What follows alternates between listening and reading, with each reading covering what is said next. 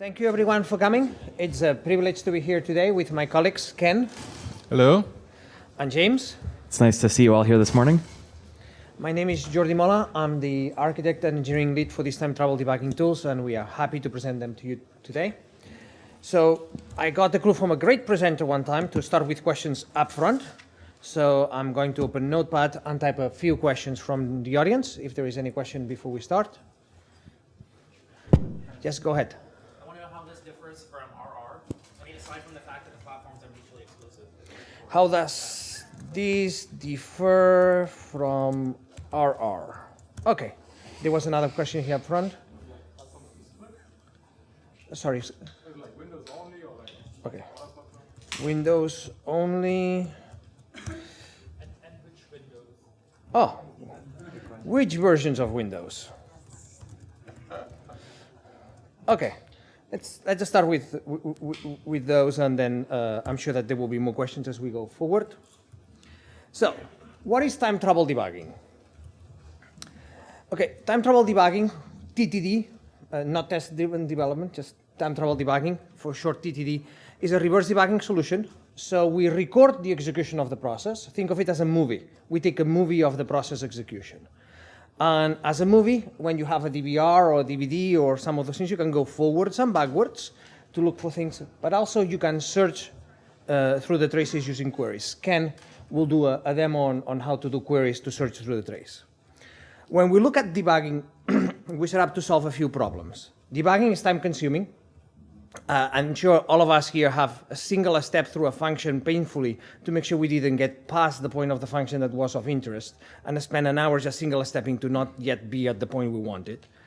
Debugging is really hard. We actually will do a demo today of debugging a garbage collection bug that can be very nasty to debug without some of these tools.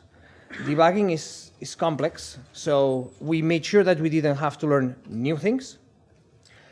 All of the things that you are used when you debug live, breakpoints, single stepping, going, memory breakpoints, work on backwards debugging. And finally, this is a pet peeve of mine, the number of many times you have to repro a bug when you're debugging normally. You have to go and, oh, I learned something, I start over. Because it was a little bit earlier than I thought. Now I learned something else, I start over, and in time travel debugging, you just simply have to go back. Some of us have used the trick of binary searching a bug. Just look for a place, is the bug happening? Not yet, okay, it's in the second half of the trace, and move on. A little bit of background and key features for this. This is based on a Microsoft research project that was internally available about 10 years ago. But 3-4 years ago, we decided to make this publicly available, so we went and did work to convert the research code into production code. That was an effort. We also feel that we are ready for preview, but it's a preview, it's not final. We still have some bugs and several areas to work on. In particular, for those that have worked at Microsoft and have used the research technology, our replay is about 2 orders of magnitude faster than it was for the old tool. Record is still as much overhead as it was before. Is something we will be working on the upcoming months and years. It's written in C++, but it's C++ of different kinds. The recorder is a piece of code that we inject inside of the process that we are recording, so that uses no exceptions, cannot allocate memory. It has a bunch of restrictions that resemble embedded systems. On the other hand, the replay code is normal modern C++. It uses coroutines, vectors, maps, the parallel library. I mean, it's a normal C++ piece of code, performance sensitive, but normal. Okay. Our recorder is multi-core. That's one of the differences with the RR project, since it was one of the questions. We do not single core the execution of the process to actually record it. If you have 50 runnable threads and 50 cores, we will use all 50 cores. This is important for us at Microsoft because this is used on things like change servers that run on 64 core machines, 128 core machines. So it was an important aspect for us to make sure that we could use a significant amount of that machine when we were recording. And this is used a lot in escalation cases. When you get to escalation engineers at Microsoft that are working with you and your company or in your consumer side, and you get to people that have to debug your machine, this tool is used often. Have been quoting numbers above the 50% of the cases. So The tool supports shared memory and asynchronous I/O, another different with the RR project. And we have the ability to query the trace. And again, Ken will do a demo of that, which we think it's an interesting approach to debugging. If you take one thing out of this here is this tool runs in 3 steps. You record the execution, you index the execution, the debugger does it automatically for you when you open the trace for the first time, and then you replay, you consume the trace in the debugger. We have done a few blog posts. We will do more. There is a bunch of documents. There is how to download this.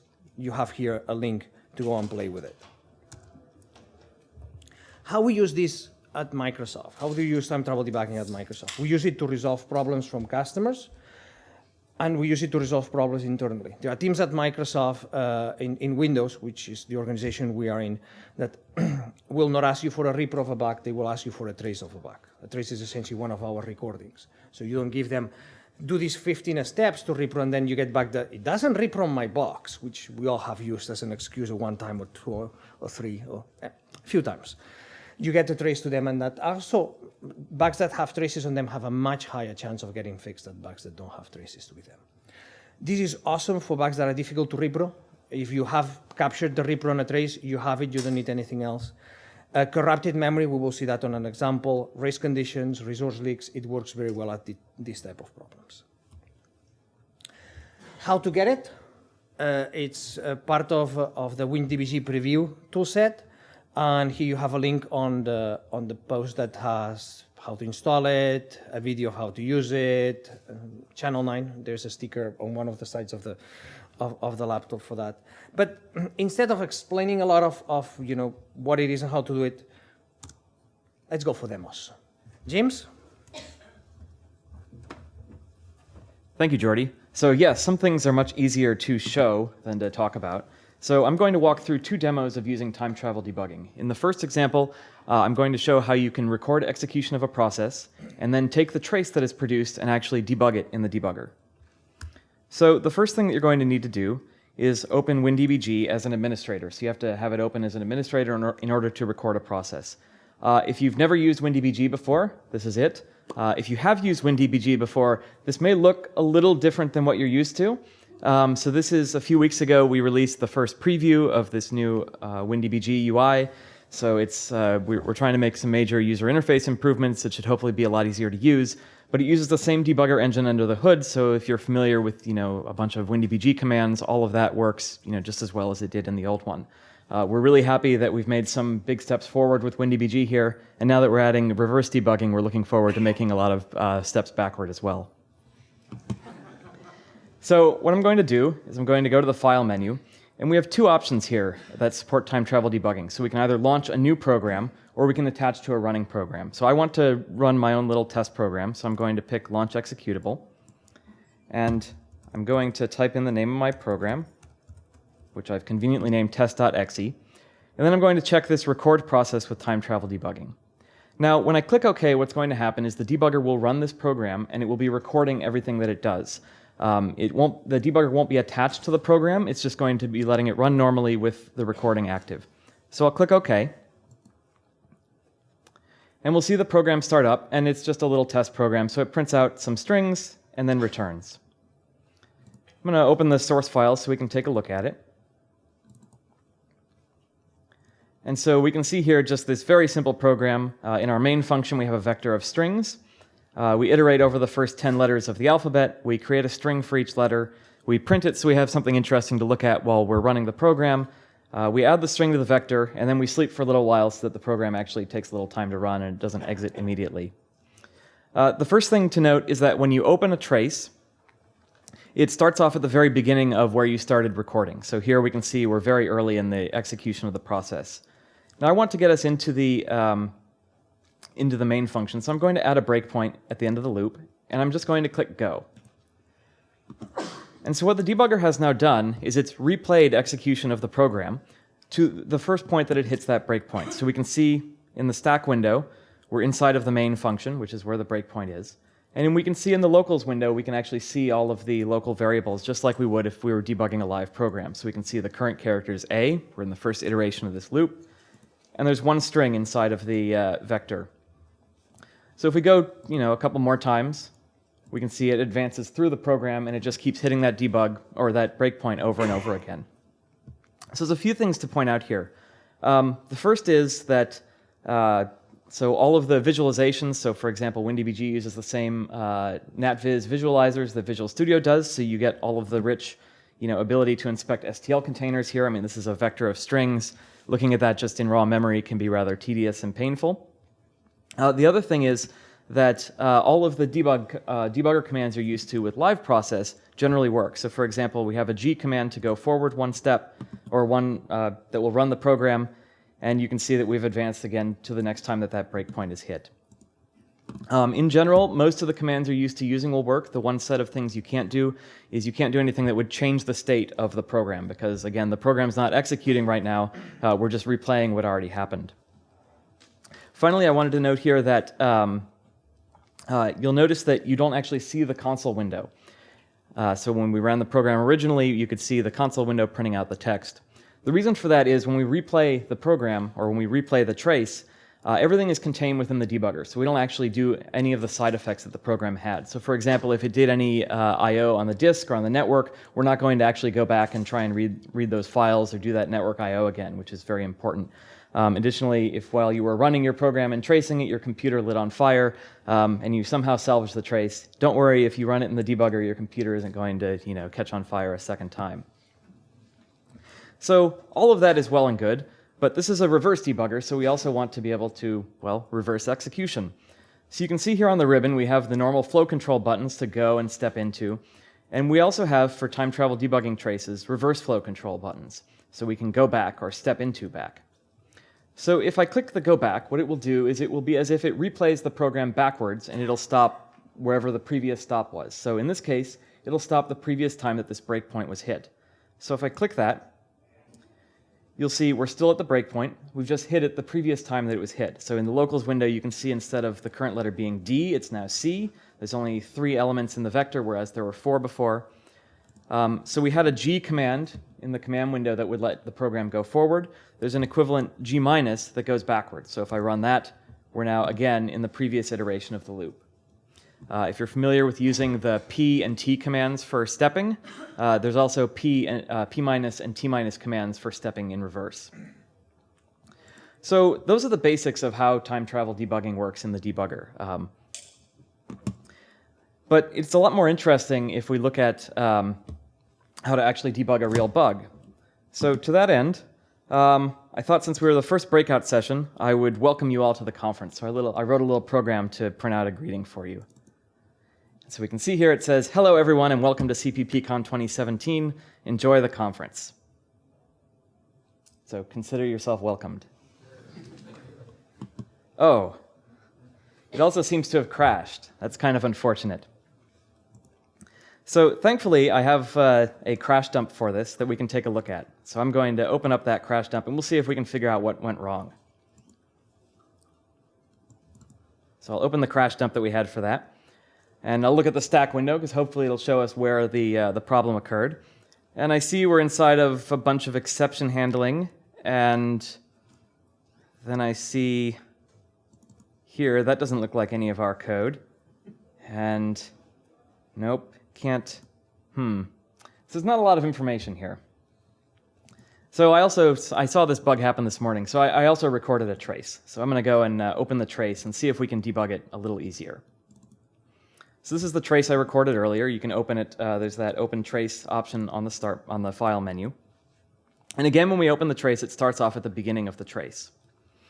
So one thing that you can do, if you want to move to another location, we have a bang TT command. So I can run bang TT, and one option is you can pass it a percentage. So I'm going to pass 100%, which will move it to the end of the program. And what I wanted to point out here is this shows you we're in almost we're basically the same place we were in the crash dump. So again, the program was crashing, so this is where we would expect the end of the trace to be as well. And I can move back to the beginning using bang TT with 0 to go back to 0%. So since the program crashed, I'm going to assume that it's because an exception occurred and the exception was not handled in the program. I don't know if it was a C++ exception or something else, but chances are it was an exception. And so I want to find where during execution of the program that exception occurred. And to do that, I'm going to use a feature of the debugger, a relatively new feature called the debugger data model. So the data model provides a uniform and simple way to get all sorts of information about the thing that you're debugging, in this case, the trace. So I'm going to use the dx command, which is used to query the data model, and I'm going to look at the current process, which is kind of one of the root-ish things that you can look at.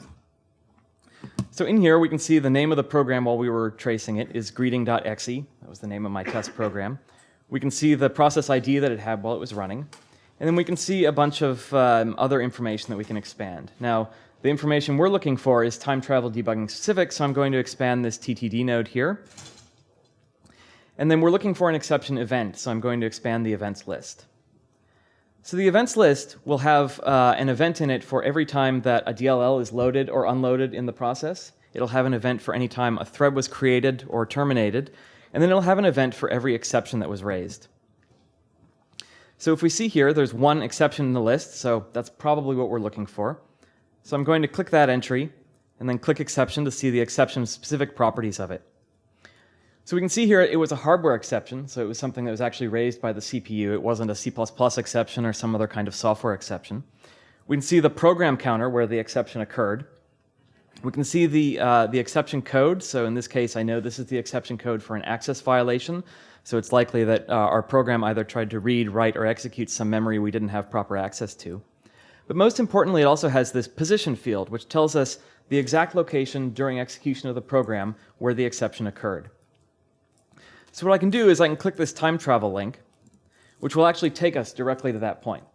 So that's moved to the debugger, so we're now looking at the exact point where the exception was raised during execution of the program. Now we can see here in the stack window, unfortunately it still doesn't tell us where it happened. We can see that instruction pointer, which was the instruction pointer where the exception occurred, but the debugger hasn't been able to decode it. It hasn't been able to tell us like what function it was in, or even just what DLL that was in. So that's not particularly useful. Additionally, I noticed that the stack pointer here and the base pointer are pointing to two completely different locations in memory.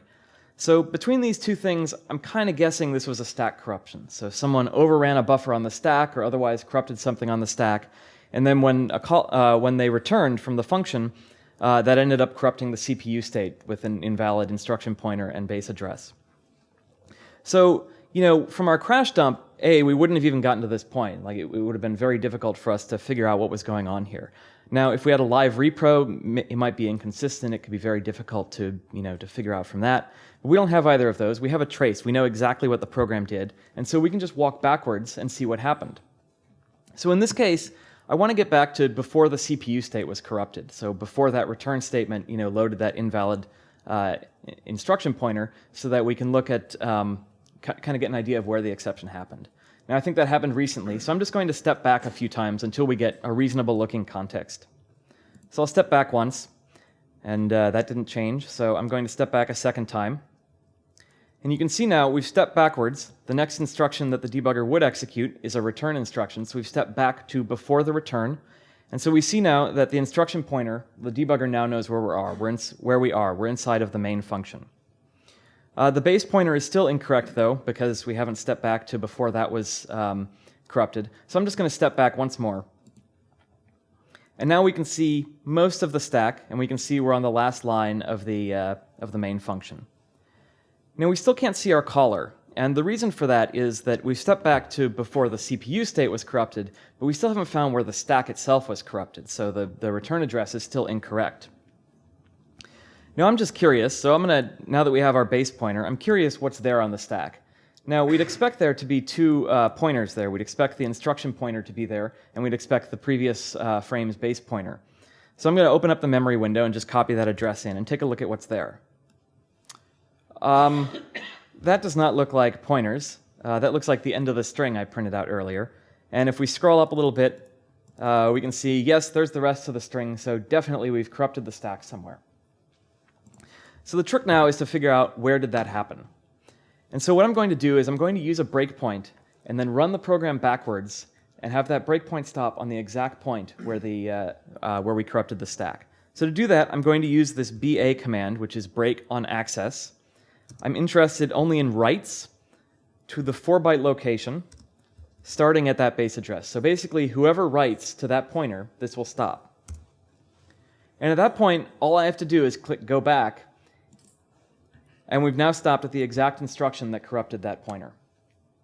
And we can see, so it's inside of the string copy function, which is expected. We were copying, some string into this buffer on the stack. I expect the bug isn't in the string copy function. I used to work on the C runtime, and I'm pretty sure we didn't have bugs in that particular C runtime function. So I'm going to look in this get CppCon greeting function, which is the first function in our program on the stack. So we can see in here, this function just takes a wide character buffer and the size of the buffer. It has the welcome message, and then it copies that message into the buffer. We can see in the locals window, we can see the message points to the complete message. We can see that the buffer has only part of the message, and the reason is that we've stopped partway through the copying of the message into the buffer. And then we can see that the size of the buffer is allegedly 100 characters, or hex 64. So I'm going to guess that that's not correct, given that we've overrun the actual buffer. So I'm going to look at our caller and see what it passed in. So we can see here, the buffer actually only has 50 characters. Well, there's our problem. And the problem is, well, I accidentally passed size of greeting instead of greeting.size, so I passed the number of bytes instead of the number of characters. So, whoops, I'm going to blame my code reviewers. But actually here, so with this little test program, it's only 20 lines of code. Like, we could easily have gone and just looked at the code and diagnosed this and figure out what was going on. But in a large program, debugging this kind of thing, especially if it's a hard to repro bug, or if it only occurs occasionally, or if you're just getting crash dumps from the field, this can be extremely tedious and difficult to debug. So time travel debugging, works just as well with large programs as it does with small ones. And Jordy will be showing an example in a minute of debugging a large program. So in our first demo, I showed you how you can actually record a process using the debugger. I showed how you can step forward and backward, that you can use all the same commands you're used to using with debugging live processes, with the exception of things that modify the state of the program. In the second example, I showed you this debugger data model that provides you a very rich way of querying information about the process, and you'll see more of that later in our upcoming demos. I showed you how you can find events easily, so we were very quickly able to find the exception and navigate right to that point during the execution of the program.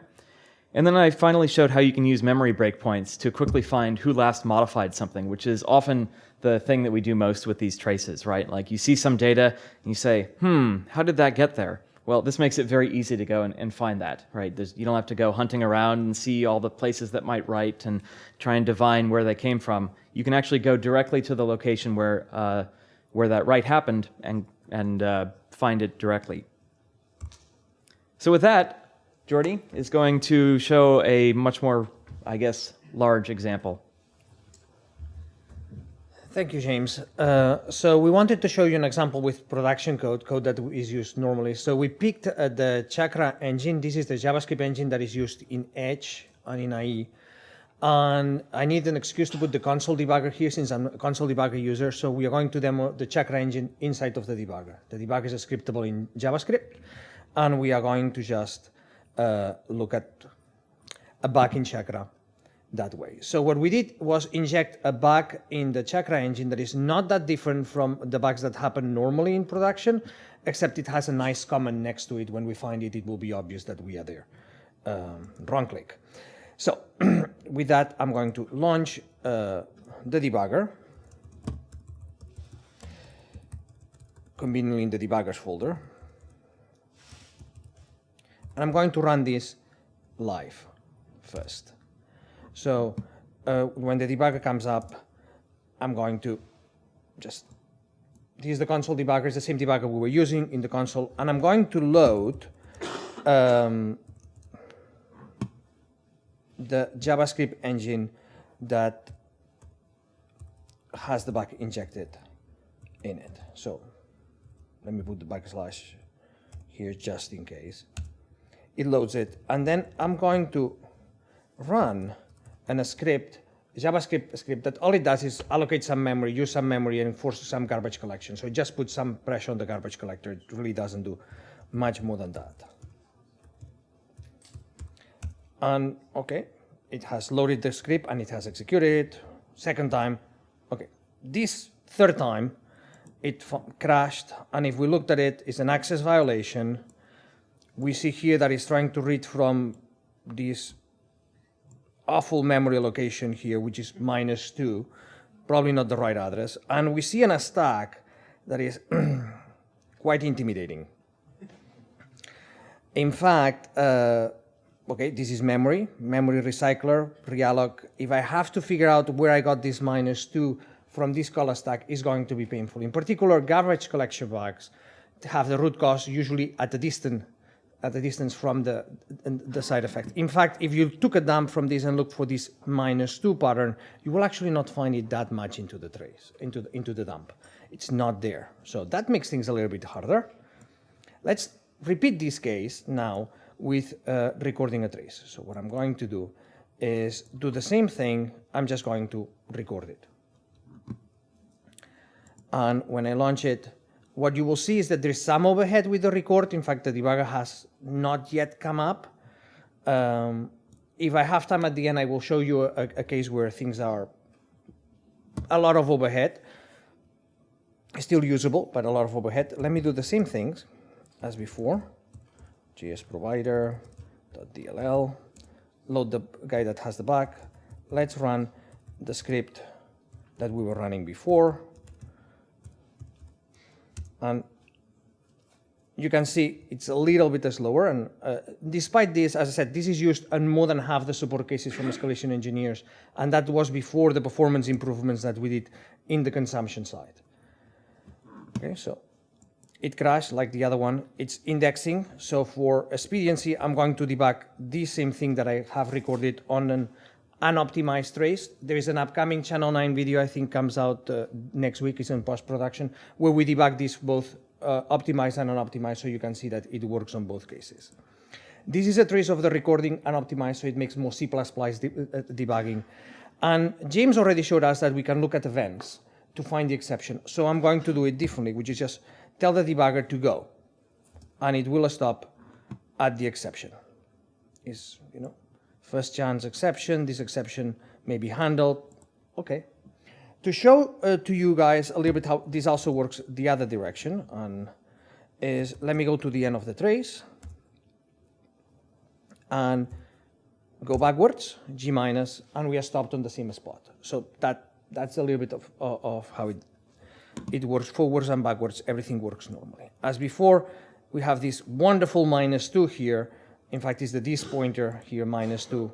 Let's go back a little bit and see if I can figure out where this value comes from. So T- to go back, or if you prefer,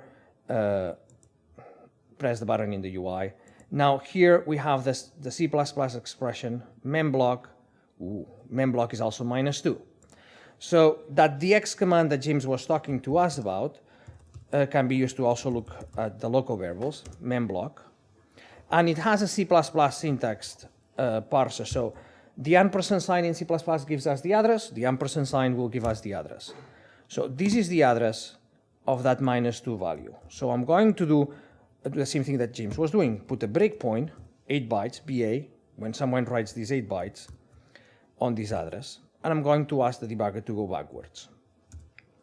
What this does is it stops at the spot where we wrote the value. Now, memory breakpoints, when you're debugging on a processor, a stop at the instruction after the action took place is the same here. So this is the instruction after the write happened. If I do one step backwards, now we are at the instruction where this thing happened, which is memblock will get the value assigned. And in fact, you see memblock has the previous value still here. I don't see free object list, so let me explain this pointer. Oh, is it this pointer member? So fine. dx free object list, this would work, or dx this free object list, the same thing. And as before, an ampersand will get me the address. So now I can do the same thing as before, put a breakpoint on this address that I have here, and ask the debugger to go backwards. Now, a couple of observations.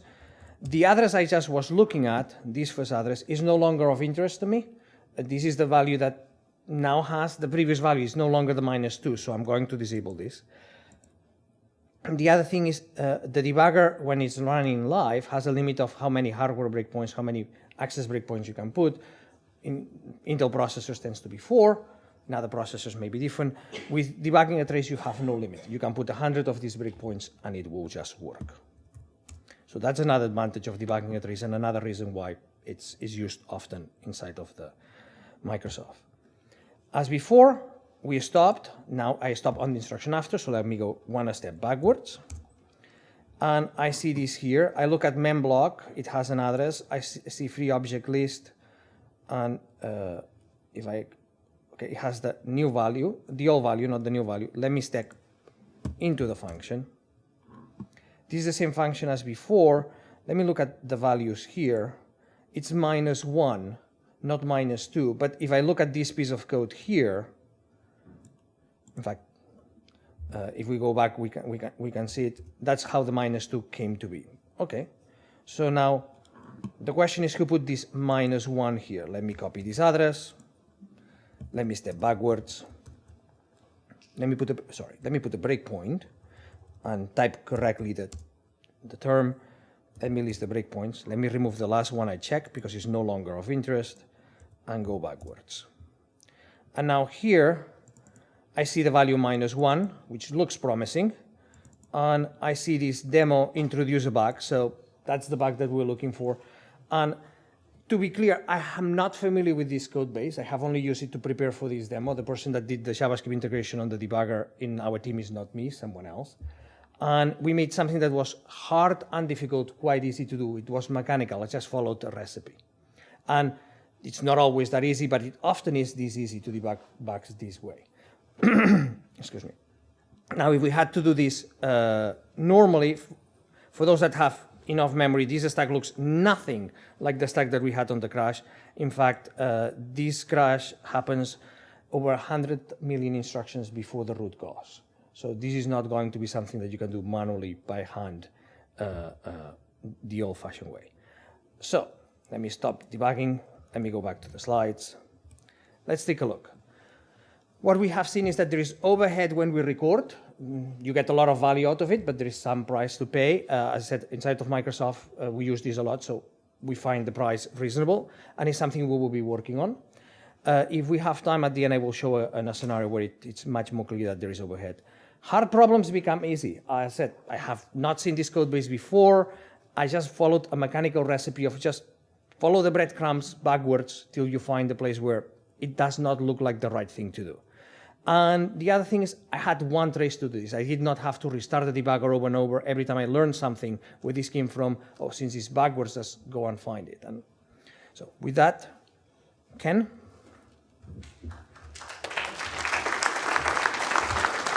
Thanks, Jordy. That was pretty awesome. Like that. Okay, so. So what we've seen so far is a pretty familiar debugging experience. Setting breakpoints, looking at the stack, executing forwards, now executing backwards. But time travel debugging allows us to look at code execution another way.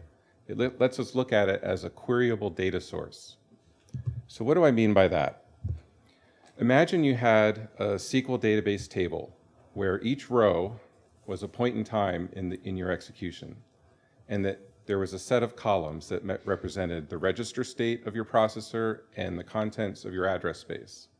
That would be a really big table, but you could imagine doing queries that would find specific call patterns, memory access patterns, things like that. What we have done is we have enabled this kind of querying in time travel debugging. Another kind of way to think about it is if you've used the sysinternals tool process monitor, right? You have a workflow of capturing activity in a file, then you go to the filter and you narrow it down to your specific problem that you're interested in. And we are trying to bring that kind of power to debugging your programs. So to illustrate that, we took a Windows SDK sample for a media player and we introduced a bug into it. And so let's see what that looks like. Okay, so imagine it's 4 p.m. on a Friday, you're getting ready to go home, and you get an email like this one. I was trying to use your program, and this is what I get. And we see we have the dubious error message, the operation completed successfully. So how many people have seen this one in the wild? Excellent, excellent. So, all right, well, let's see if we can use time travel debugging to solve this quickly so we can get out of the office.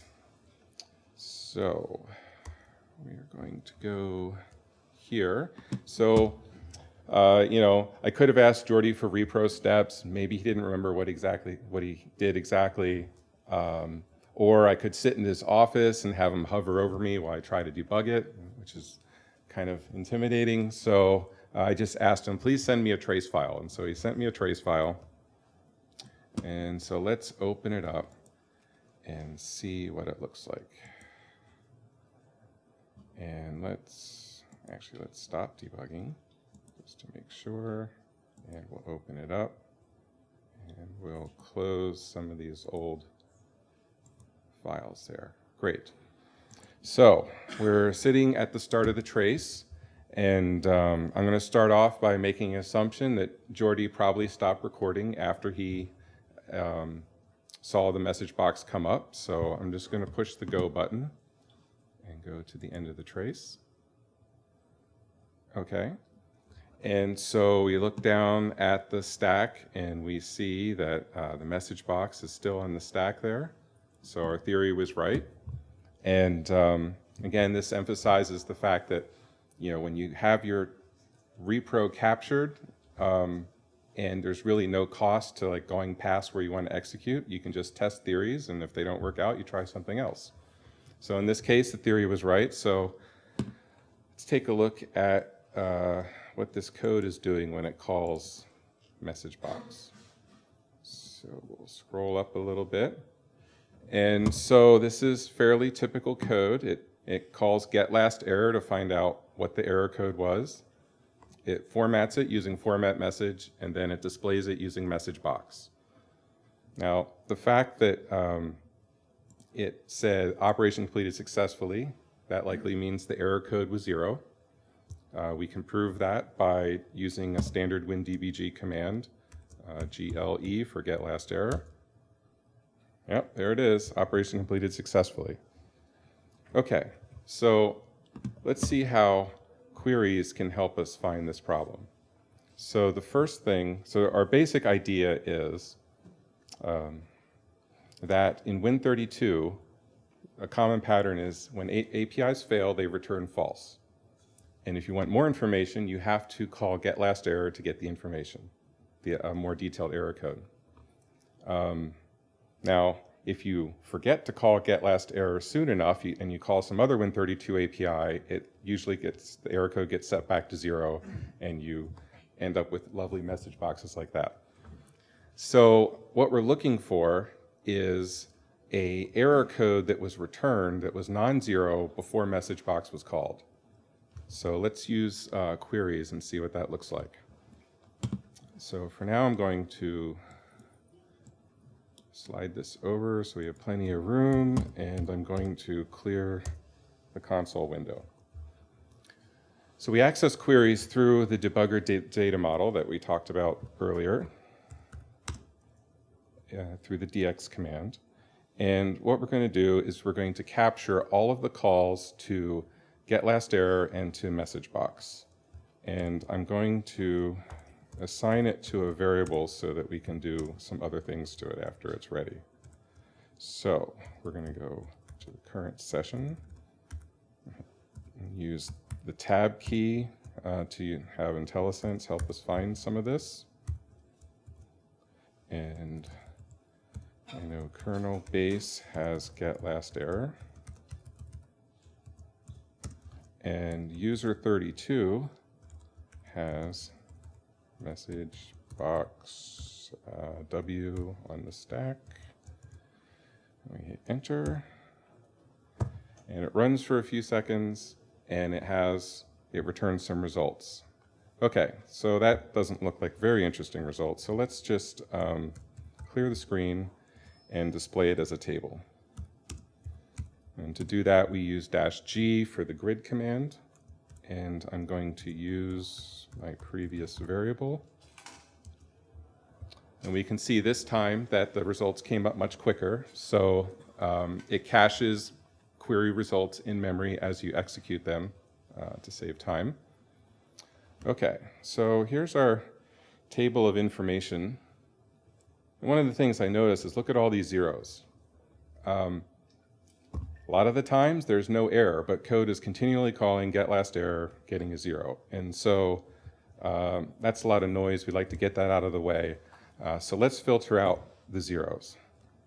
So I'm going to clear the screen again and use the up arrow key to bring up a previous query, and we'll add to this.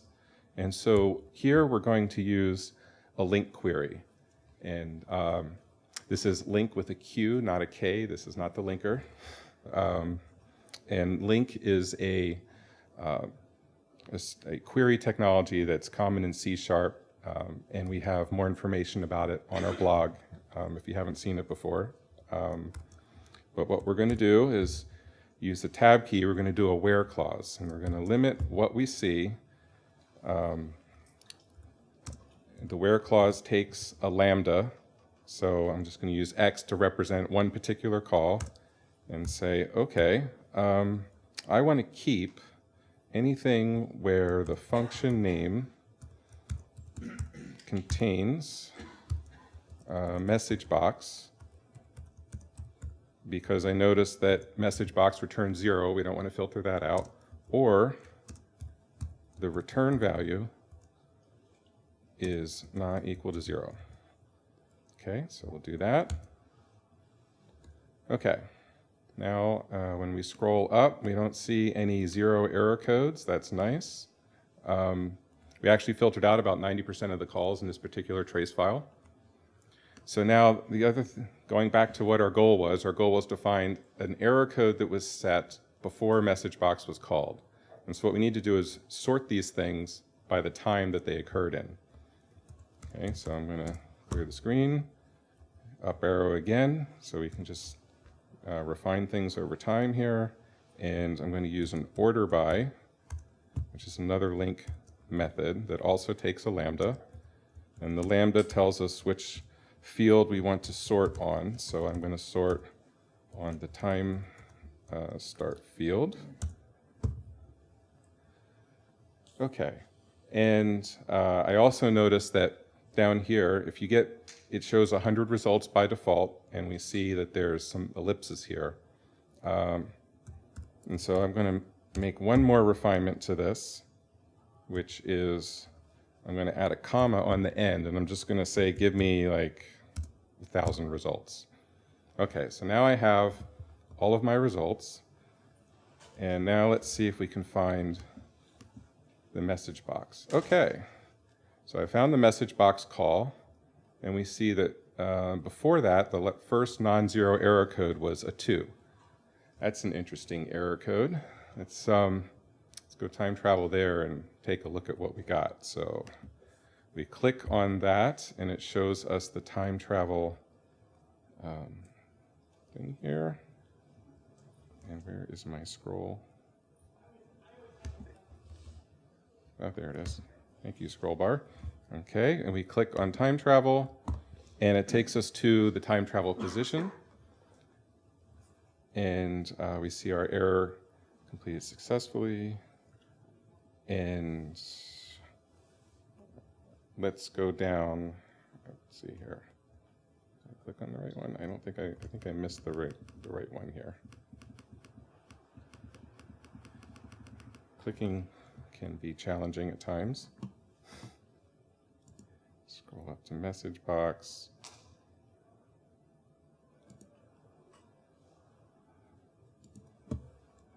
Okay, and we go to on file open.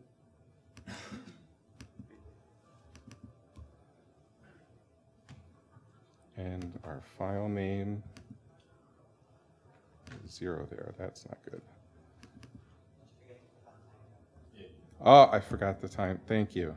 Thank you. Okay. All right, this looks better. So we do get last error, and there's our system cannot find the file specified. You see we're calling into the media player. Let's go to open file. And we see that the file name was passed in was CppCon demo.txt. That's not a very good media player option there, Jordy. Okay, so problem solved.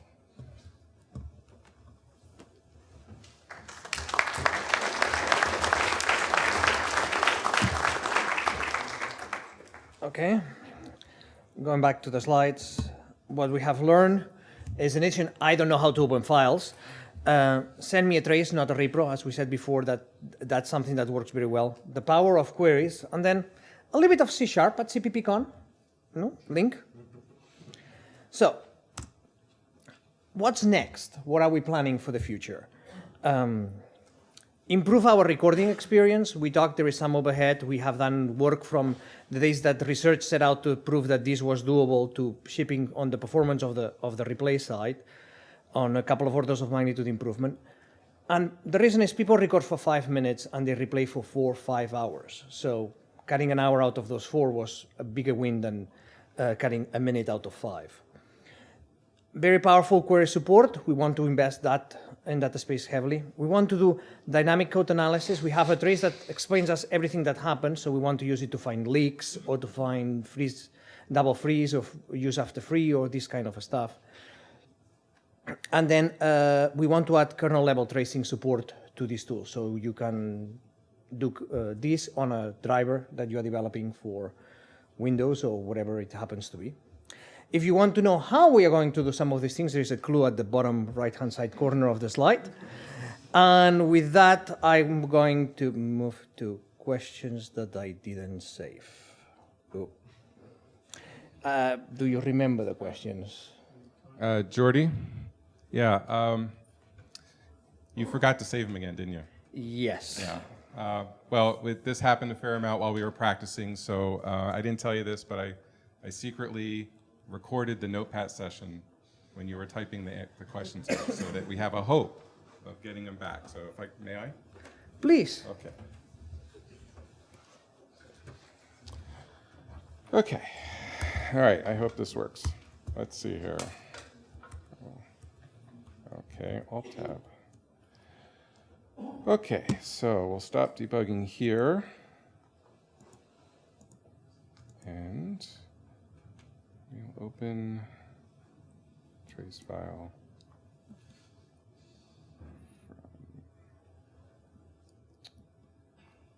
from documents.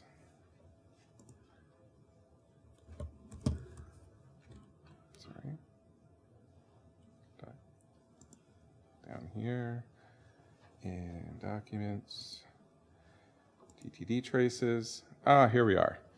So before I open this, I just wanted to point out briefly, you can see that when we launched Notepad, you might have noticed it took a little while to launch, but the typing speed was pretty interactive, and it produced a file that's roughly 200 megabytes. That's not so bad. It probably contains about on the order of 200 million instructions, something like that. So let's open the file. And so what I did is I made a little JavaScript file that's going to try to dig out these things. So go down to here, and we'll open up our JavaScript. Great. And let's give ourselves some room to see the code here. So this is a feature of WinDBG, that you can actually write JavaScript and do imperative things like executing instructions immediately, or you can actually extend the data model that we've been talking about. So invoke script is like main in C++, and debug logs just like printf. So the basic idea is Notepad uses a window edit control, and the edit control holds a piece of locally allocated memory. And so if Notepad wanted to load or save text from what you're typing, it would have to be able to get at that memory. And in Windows, the way you get at that memory is through a message. So I'll briefly show you I have some code that finds the text handle, that it remembers what position it's at so it can restore to that point when it's done, and it finds the text locations where the text was updated, and then does some simple things like appending to a vector, finding the unique strings, and prints them out. And in particular, I wanted to show you that you can do queries inside of JavaScript as well, and it looks very similar to DX. Here we start with the host's current session, and we go to TTD calls, look for send message, and the edit handle message, which is parameter 1 of send message, and then we do another query to find the memory, and hopefully, if we're all got it right, we bring that over, and it says, here are the unique lines from the Notepad session. This looks like the questions we asked at the beginning. So there you go, Jordy. Thank you.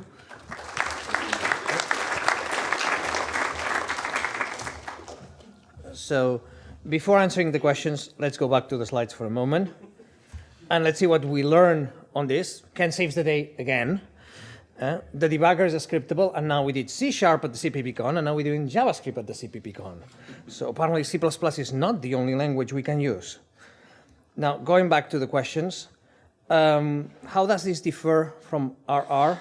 Single core versus multi-core, different characteristics on the performance overhead during record. Depends on the type of program and the number of cores you have on your machine. One will be better than the other on the overhead that you see.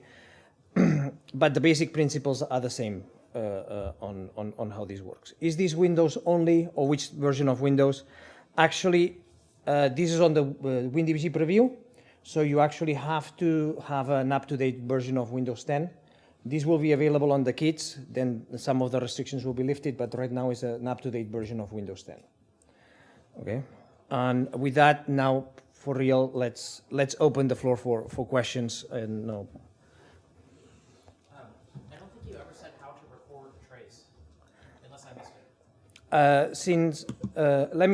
Let me show, and what I'm going to do is use this moment to also show a case where our overhead is significant, so that you guys see that sometimes in Notepad you saw us type, and that came as fine, or even on the debugger you saw us use this. So if I'm going to use actually, let me launch a Notepad this way. No, sorry. From here, launch executable, click this checkbox, record process with Time Travel Debugging, and that will launch, in this case, the debugger. If I do something as uninteresting as this and click on the record, it should launch Notepad. And now typing works normally. However, if I want to show the open file dialog, this will take a while. And the reason is this dialog does a ton of work. This dialog launches 14 threads, calculates icons and thumbnails. It actually, it's still usable, but there is some overhead sometimes, and as we said, that's... So is there, does this require any compiler or linker support? None. This will record, in fact, it's one of the conditions we had, since we support code that sometimes we haven't written at Microsoft, we don't have symbols for it, or we don't have anything, this works just fine. Yeah, so that's just the normal Notepad that's installed with Windows. It's no special modifications. No special modification. The only thing we did is we created a start menu shortcut to launch it onto the recorder, but that was it. So you don't even need symbols to do the No. record? I mean, to do the playback, I guess you do. No, you need symbols if you want to debug with symbols, but I have debug without symbols just fine with this. And this is a normal machine with public symbols of Microsoft, so we have the public symbols of Notepad. Sorry, there was a question on the back in the middle. Oh, yes. Yeah, actually, if people could go to the microphones, that would be easiest, because then we don't have to keep repeating questions. In fact, if you don't mind, I'm going to change my glasses so I see you. What size of files are the traces? Like, how much resources does that take? So the size of the trace varies by the number of instructions you execute. The more instructions you execute, the better. What we do is when we start recording, we take a dump of the entire process. So that is a participant, and then on a steady record, we do a bit per instruction. Okay, but it will vary. The open file dialog is actually disastrous for us. but there are other places where we can do much less than that. But that's approximately the case. The overhead is mainly record is some overhead. Replay, some cases will be faster than live debugging, some cases not. And the overhead of the recorder is memory intensive right now. We have work on the record side, as we said, to improve that significantly. Thank you. Thank you.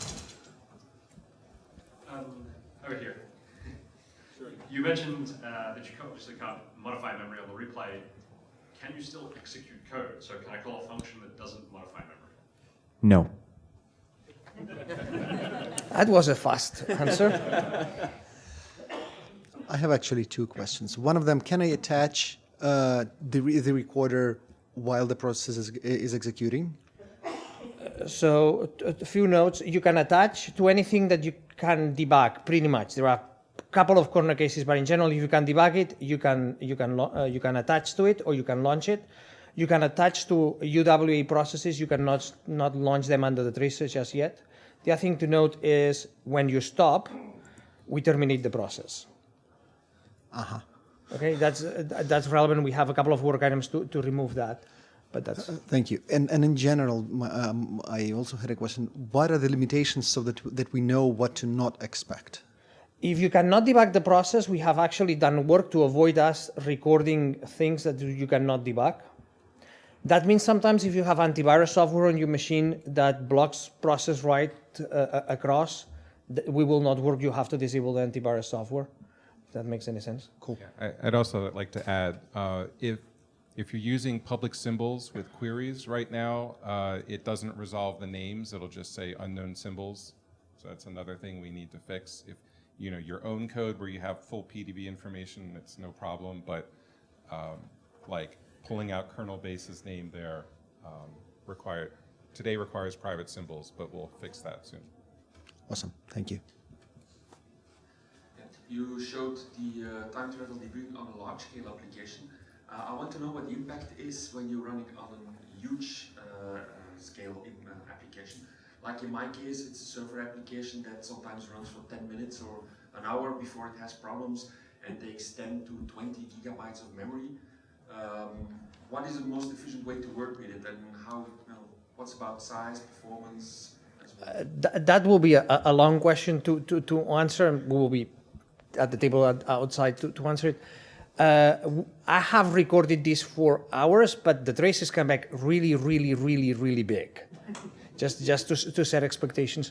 We use it for honest on a change servers, which are 64 gigs of RAM, fully packed, and it works, but the overhead is measurable. You will see it with the naked eye, the overhead, just to set expectations. Since we still have time, but if not, if you see people with these shirts, you can ask them questions as well. And just putting up here the other Microsoft talks so that you guys know where they are, please.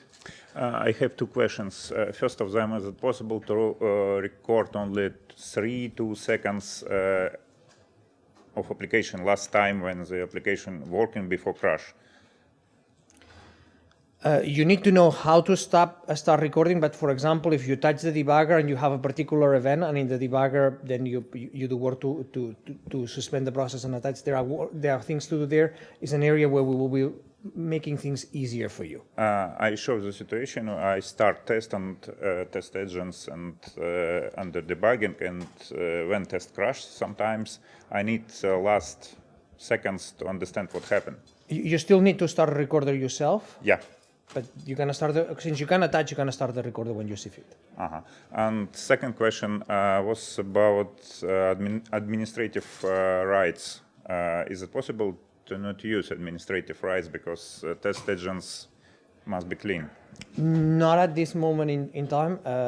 We have been talking inside of Microsoft on how to remove that requirement, but right now we rely on a couple of APIs that require admin rights. We are working through that. Okay, thanks. Hi there. Are there any plans to integrate that into Visual Studio? So we are working with the Visual Studio team, and they are analyzing the product and how it would integrate. If you would like to give them feedback, email ttdvs@microsoft.com and give them your thoughts, and they will be happy to hear about that. And to be clear, they expect someone to email them if you want to do that. So please do.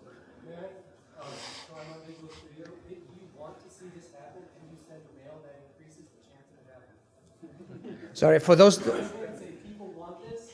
It's a lot more leverage than just an idea coming from the likes of the DBG team. So, for those that did not hear the person without the microphone, if you send an email, it will really increase the chances of this happening. So please do if you want to see this happen. Thank you, Andrew. Hello. Okay. What's Sorry, we're out of time. I'm happy to answer questions, but just to be clear, we're out of time.